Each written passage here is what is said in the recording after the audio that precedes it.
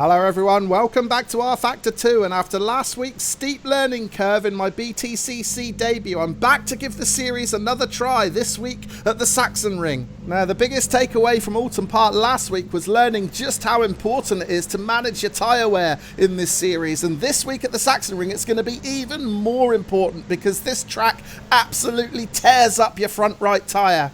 Now, we've qualified 11th for this one, so we're going to be a bit further up the grid than we were last time out. However, our qualifying time of 1:28.7 still isn't that competitive when you compare it to the fast guys. Pole position man Marcus Eichhorn, he's more than 3.5 seconds quicker. And as we line up on the grid, the other thing I've learned this week is how to start this Infinity car properly. We do not want a repeat of last week's start line disaster. And we're underway at the Sachsenring. We get away okay this time, but Tom Gander in the BMW certainly didn't get away okay. We had to react really quickly there to squeeze our way by on the outside between Gander and the wall. Now, that was exactly the mistake that I made at Autumn Park last week.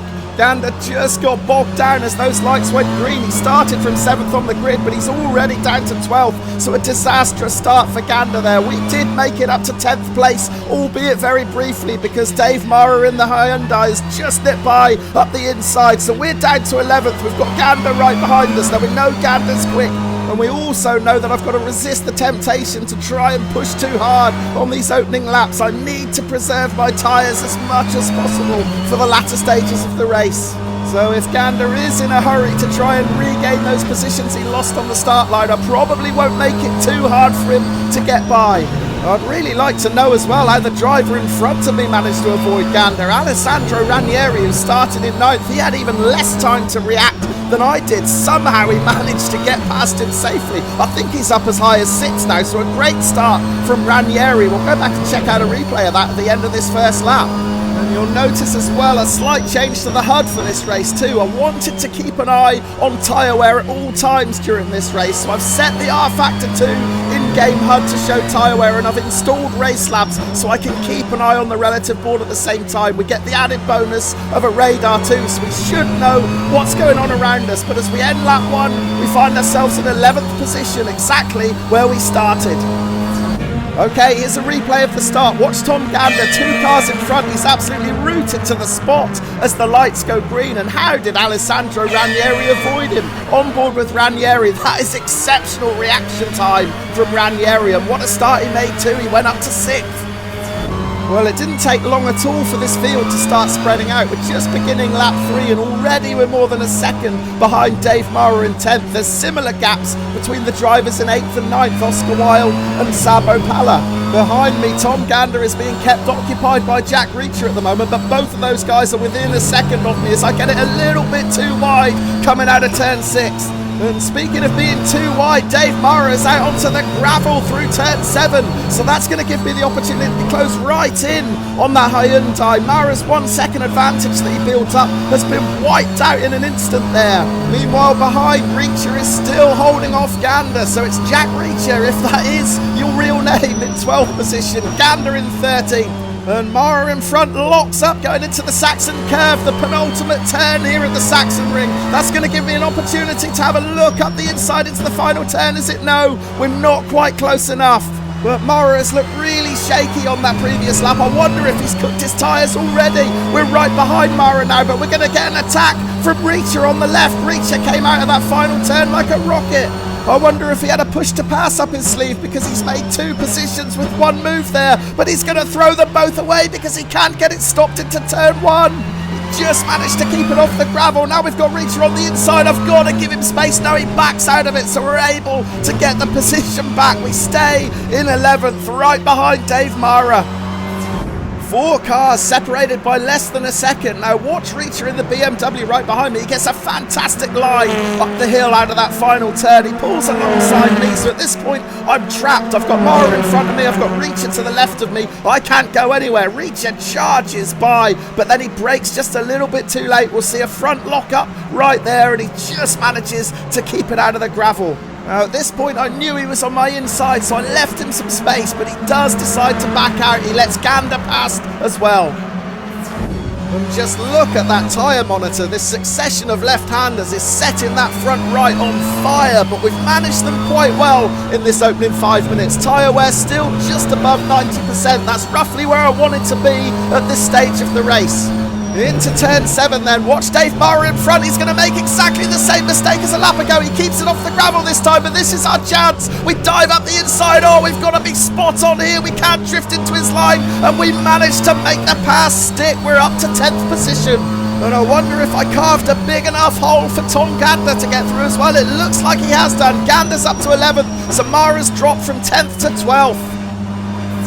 Well, this overtake was almost a case of grit your teeth, close your eyes and hope for the best. I knew that Mara struggled around this turn. He was wide there a lap ago, but this time it gave me the opportunity to tuck it up the inside. At this point, I've got to leave him space on the outside. I don't want to push him off track, so it was vital that we held our line, and we managed to. What a pass. Lap 6, I've still not been able to shake off Tom Gander behind. He is hounding me, just 0.4 of a second back in the rearview mirror. As we exit turn 6, the yellow flags are going to come out. There's been an incident in front, so that's going to give us another position. We come through turn 7, look to the left of your screen. It's Alessandro Ranieri. So Ranieri, who made up all those positions with such a heroic start, has thrown it all away here, and that has promoted us up to 9th position. And it was a fast crash too, exactly the same mistake that Dave Mara made through that turn. He stayed on the gas though and paid the price. That's a big hit. Start of lap 7 now, and my quest to hold off Tom Gander behind has just got that little bit more complicated as we see a backmarker emerge from pit lane. That's Jan Jankovic in the purple Infinity. He's just been in for repairs following a crash on the previous lap. So now not only have I got to deal with Tom Gander, who's now just 0.2 of a second behind, we've also got to find a way around this backmarker in front. And let's not forget as well that we've got to do both those things while also concentrating on tyre wear. At the moment, we're down to 83% on that front right, so that's okay. We're a third of the way through the race. There's a gap up the inside. It looks like Jankovic is letting us through. I'm grateful for that. Thank you very much, Jan. Now, has Tom Gander got through as well? Yes, he has, although he's a little bit further behind now. That gap's opened up to 0.4 of a second into turn 7. Watch Gander in the rearview mirror. He's gone out onto the gravel. Gander's run wide. So the pressure is off a little bit now. We're in 9th position, and we've got a 2-second cushion back to 10th. Yeah, Jankovic was in getting repairs because of this mistake at the Saxon curb. He just gets out onto the gravel, which sends him into the barrier. Once he came out, both me and Tom Gander got around him, but then Gander makes a big mistake into turn 7. He's well out onto the gravel. That allows Jankovic to unlap himself, so Gander's got to do the hard work all over again.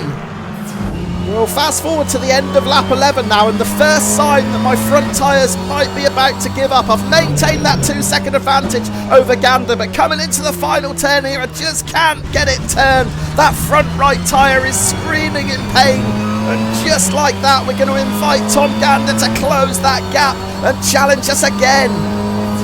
Yeah, over the past few laps, I worked really hard to try and maintain that 2-second advantage. Perhaps pushed a little bit harder than I should have done. And by the end of this lap, I really started to notice the difference in grip. I was beginning to struggle here. Start of lap 15 now, and I've eased right off over the past couple of laps, trying to slow down the wear of these tyres, and it seems to be working. That front right now at 57%, and we're in the final third of this race, so we're actually looking okay. And look in the rearview mirror, Tom Gander is really struggling. He's all over the place. That BMW is up on curbs, kicking up dust, locking up on the tarmac, so that suggests to me that his tyres are cooked. So this could be an opportunity for us to make a break for it now.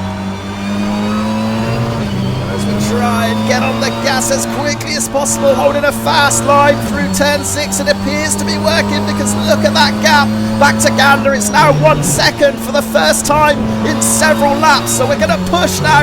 We need to open up a bigger advantage to give ourselves a bit of breathing room.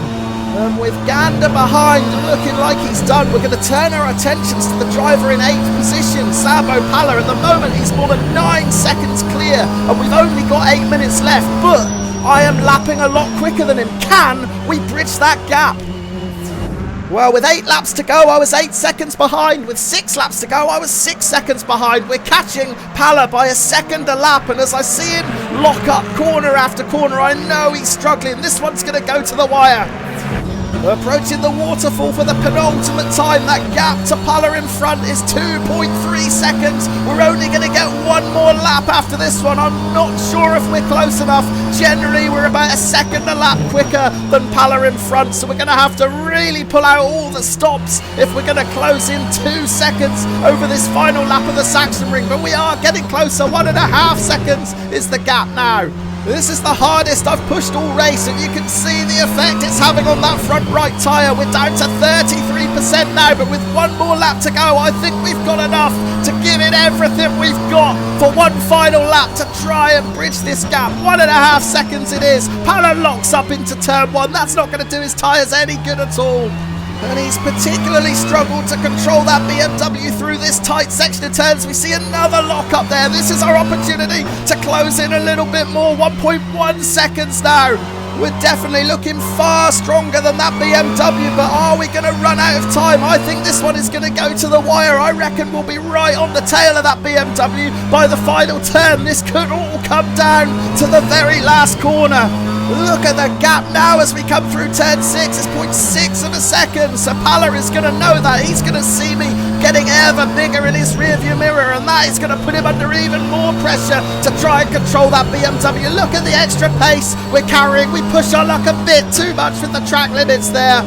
And the front right is now below 30%, so it's getting towards situation critical for our front right tyre, but we've only got a couple of corners to go. Down the waterfall for the last time. We're as close as we're ever going to be. Now I'm going to try as wide an entry as possible into this penultimate turn, just so it gives me the opportunity to tuck it up the inside, and that's exactly what we're doing. It's a drag race to the final turn, and we've done it. We've got in front of Pala. What a dramatic end to this race. We timed that to perfection, and we take the checkered flag in 8th position. Brilliant stuff. Well, it was always going to go to the wire, wasn't it? And as we charged down this hill for the final time, I tried as late an entry into this penultimate turn as possible, just so it gave me that chance for an inside line into the final turn. In the end, we didn't even need it. Pala running out onto the gravel. He surrendered that 8th position. We snatched it, and what a dramatic end to a brilliant race. So I certainly think we've shown signs of improvement compared to last week's debut at Alton Park. Here are the classified results then. There we are, a top 10 finish. An equally pleasing 0 incident points. In fact, look how many drivers ended up on 0 incident points. That was a really clean race, and a race that we come out of with a positive boost to both our ELO rating and our safety rating. So yeah, a good day's work all round at the Sachsenring. Well, if you've enjoyed watching that and you'd like to compare it with my first outing in the BTCC at Alton Park last week, you can watch the video on screen now. But that's it from the Sachsenring. I do hope you've enjoyed watching. Let me know what you thought, and I'll see you back on the grid again very soon. Cheers.